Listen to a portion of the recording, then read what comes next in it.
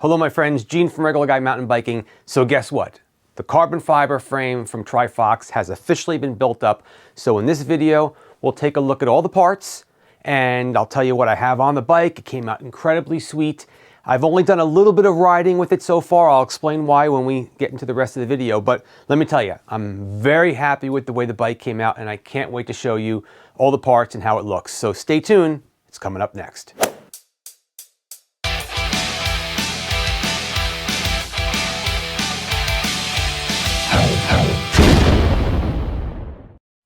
All right, my friends, once again, Gene from Regular Guy Mountain Biking. Thanks so much for tuning in.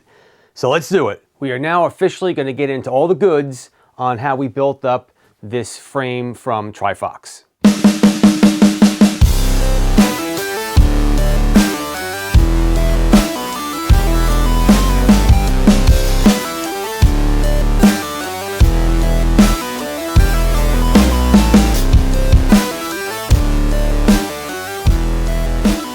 Let's start things off with a quick recap of the frame. This is the Trifox MFM100 carbon mountain bike frame with boost spacing. My frame is the 19-inch frame. It is rocking orange and black paint with a matte finish on it.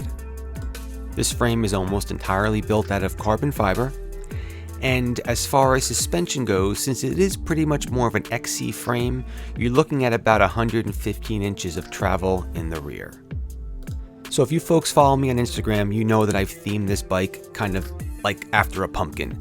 So I did hire a gentleman, Art Frisbee, to paint and do a little decal on the front. So check that out. You've got the evil pumpkin face. Suspension was provided to me by Suntour. This is the Axon 34 boost spacing fork. It can be adjusted anywhere between 120 and 140 millimeters of travel. On the right leg, you've got a lockout control and a low speed compression control. And on the left leg is where you fill this fork up with air. And like most forks, on the bottom of the right leg, you've got your rebound control dial. The fork also has an integrated mud guard, as well as a really cool quick release control. The rear shock, also from Suntour, is the Suntour Edge trunnion mount shock. This has a rebound and a lockout control, easily accessible from the bottom. I want to make sure I do a big shout out to my buddy James from the YouTube channel James the Bike Guy. Without him, I never would have figured out how to get this shock fit on the bike. So just James, you rock. Thank you so much for your help. And folks, if you get a second, please check out his channel. Now for the drivetrain, I'm using the Box Components Box 3 Prime 9 Extra Wide Multi-Shift Group Set. This Groupo comes with a 9-speed cassette. The highest gear is 11 tooth and the lowest gear is still a whopping 50 tooth. Plenty of range to climb those hills. Now I'm not actually using the shifter with the Box Components Groupo.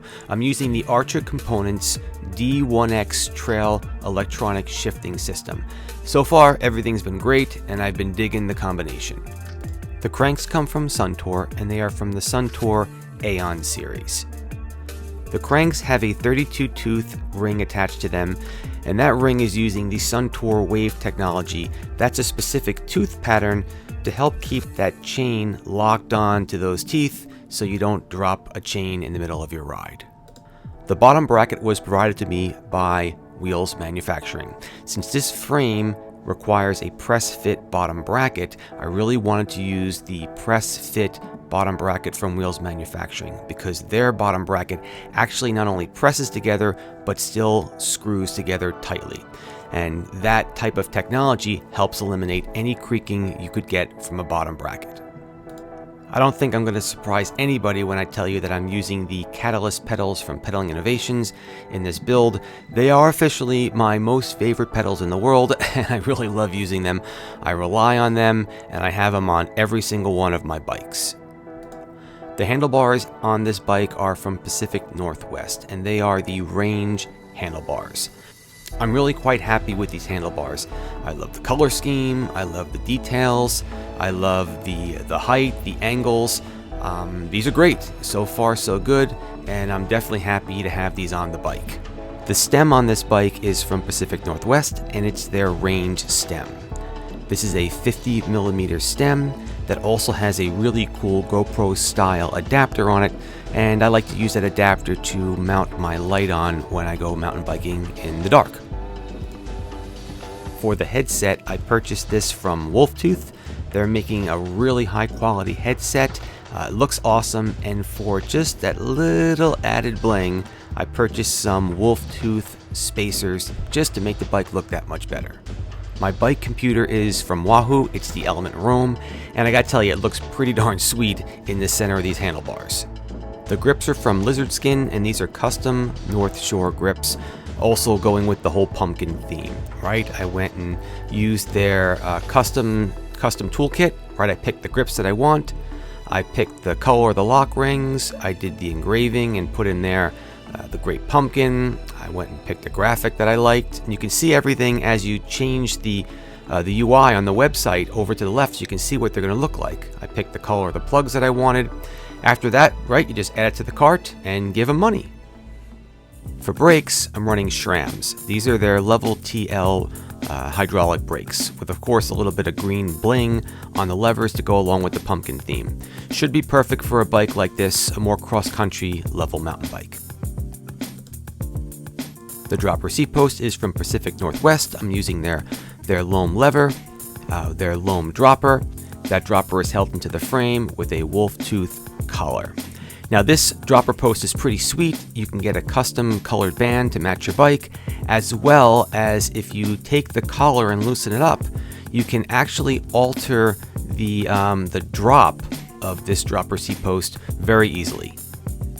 The seat attached to this dropper seat post is from Trifox and is a carbon fiber bike seat. I have to say that this seat has surprised me. It actually feels much better than I thought it would. I kind of thought it would be pretty uncomfortable being carbon fiber. Only time will tell, but believe it or not, I'm actually going to keep this seat on this bike, and I'm going to run with it for a while. The front and rear wheels are from Bontrager. They are the Line Comp 30s. They are boost spacing, 29-inch mountain bike wheels with the, I think it's called the Rapid Drive rear hub. I gotta tell you, these wheels totally have surprised me. They are not expensive at all, and that actual hub in the back has some pretty cool engagement. In fact, for just a few dollars, I was able to have that hub modified by my buddy Jason from Sussex Bike Shop. If you take a look at this right now, the engagement is so tight. There's no way I was expecting this level of engagement from such an inexpensive set of wheels. So, I mean, kudos to Bontrager. I'm definitely stoked about this wheel set. The tires on these wheels are from V Tire. They're the Rail Tracker tires. They are 29 by 2.20. To finish up the wheels, I did add just a little bit more bling to complement the pumpkin theme for this build. So I'd like to finish up this video by talking a little bit about the ride quality so far.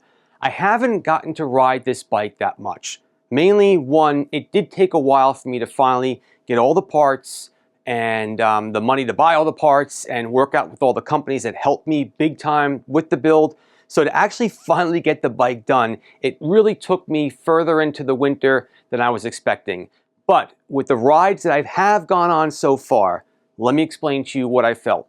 First things first, if you think back to a video I've done not too long ago, I did a review on the Giant Trance. All right, that was a 29er. I think it was actually a large, and I fell in love with that bike. All right, it just felt so good. I liked the height. I liked how everything felt. Great bike.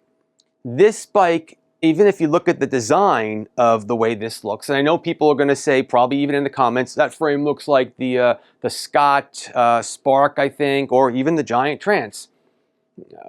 But at the end of the day, this rides and feels very similar to that bike. I like the height. We've got a lot of rocks here, so I like the bottom bracket height. Helps me with clearance. I was able to climb hills quite nicely because the bike is just tight. Okay, there's very, very little waste of energy when I pedal this bike. I can feel everything going down to the ground. The 29s helped me ride over everything. I felt like I had like superpowers, or I was like cheating, because the 29s really do make a big difference. Now, there's not a lot of suspension on this bike, so how's it going to work on drops?